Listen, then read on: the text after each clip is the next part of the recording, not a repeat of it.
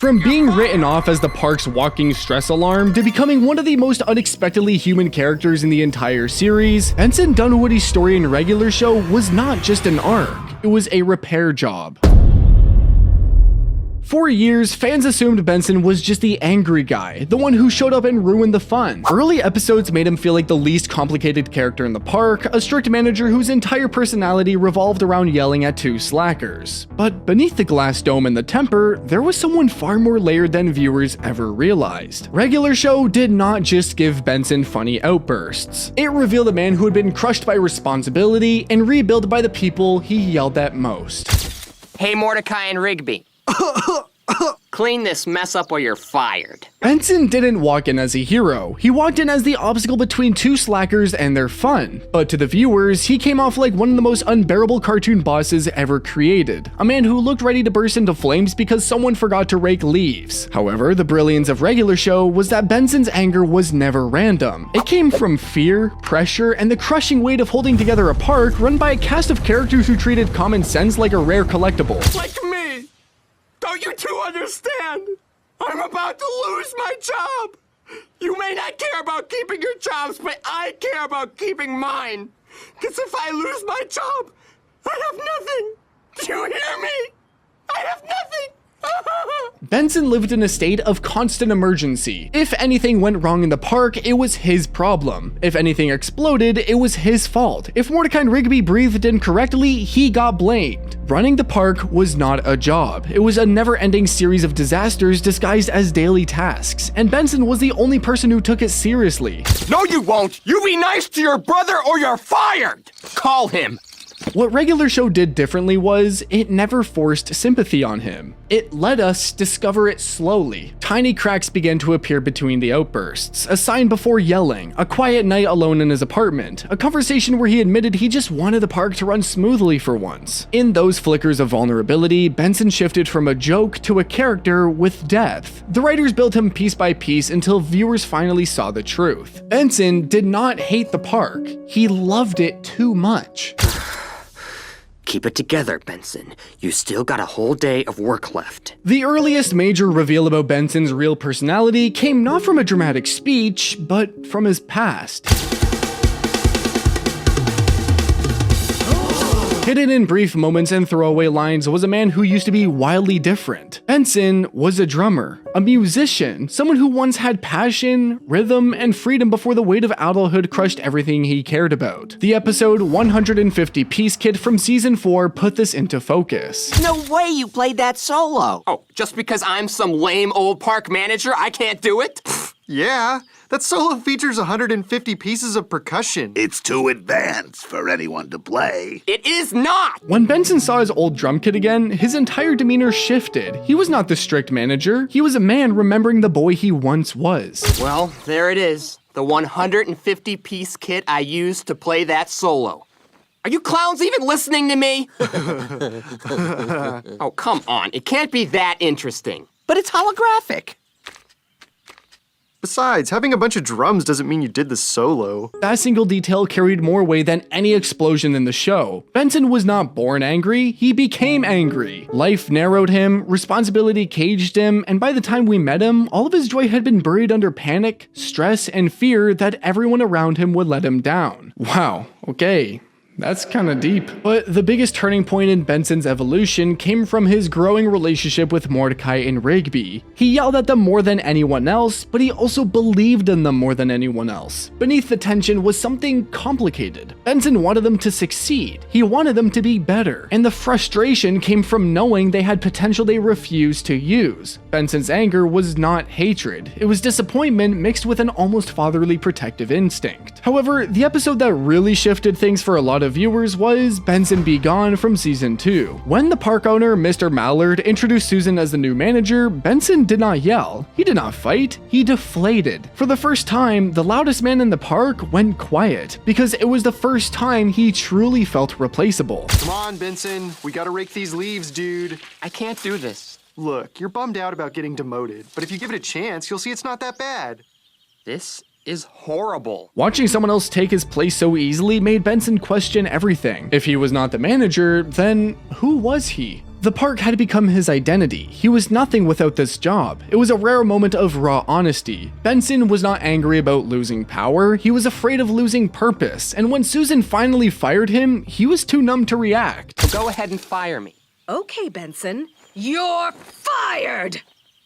He quickly drifted into slacker life and met Leon, the former park manager who quit, slacked off, lost everything, and lived with no direction. A walking cautionary tale, and Benson saw himself in Leon. Not the angry boss or the responsible leader, but the man he would become if he gave up. That was the moment Benson snapped back together. I used to be the park manager, and just like you, I gave it up for a life of slacking. Now, I don't worry about silly things like where Leon's gonna lay his head to sleep tonight. Cushy caress of a garden compost is my pillow. The grease on my face is my shower. Yes, sir, can't beat the life of a slacker. I'm proud to be the one to welcome you to your new life. He returned to the park and found that everyone transformed into Susan clones, doing their work diligently without slacking off. And Benson, the man who once demanded obedience, stood up against it. He convinced the workers to slack off, the very thing he hated, and because of that, it freed them from Susan's control. In that twisted irony, Benson proved he wasn't the tyrant. Susan was. Play harder! Come on, put your feet up! Eat this pizza while you play. That's it! Mordecai and Rigby, go back to work! No, you don't! Keep slacking! By the time Leon sacrificed himself to stop her for good, the audience understood the message that Benson wasn't the problem. He was the glue. And when Mordecai and Rigby ran off at the end, ignoring his order to clean, Benson didn't yell. He let him go because he finally understood balance. You want to go play video games? Yeah. It's good to be back. After Benson be gone, the show began peeling back even more layers, and the audience finally saw Benson as more than the park's angry manager. The biggest emotional blow came in Benson's car from season 5. For once, Mordecai and Rigby did not just annoy him, they wrecked something he genuinely cared about. Their childish fight over the remote sent it flying out the window and smashed straight through the windshield of his Mustang. And instead of telling him what happened, they stole his keys, dragged the car through sketchy repair shops, and kept digging a deeper hole while Benson was at home reporting his car stolen. What's going on? My car is missing. Or maybe you never had one in the first place? Not likely, Rigby. That car is the most important thing I own. The emotional moment came when Bring 'Em Back Jack finally cornered the boys. Jack aimed his arm cannon straight at Mordecai and Rigby, ready to blast them on the spot. And for all the yelling Benson had ever done, for all the times he threatened to fire them, when it mattered most, he didn't hesitate. He lunged forward and shoved them out of the way, letting Jack's blast obliterate his car instead. Vicky, shutdown code Alpha Sigma Rho. All systems go.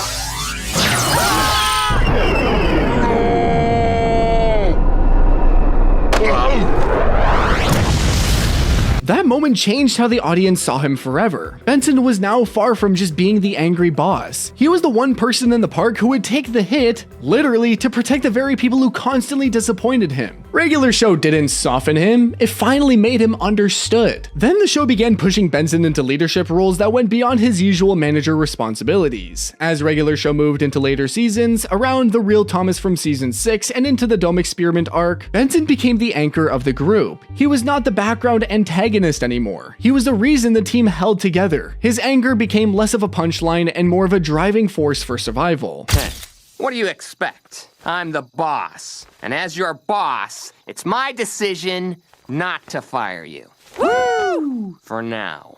Yeah! When the park was transported into space and the stakes jumped from fix the lawn to save the universe, Benson stepped into a role he had been preparing for years without realizing it. When everything went wrong, he stayed steady. He apologized and joined Mordecai and Rigby in their fight against Spots. The man who once turned red because these slackers forgot to mow the lawn was now coordinating cosmic warfare missions with them. My father always told me, if someone's being nice to you, they probably have ulterior motives.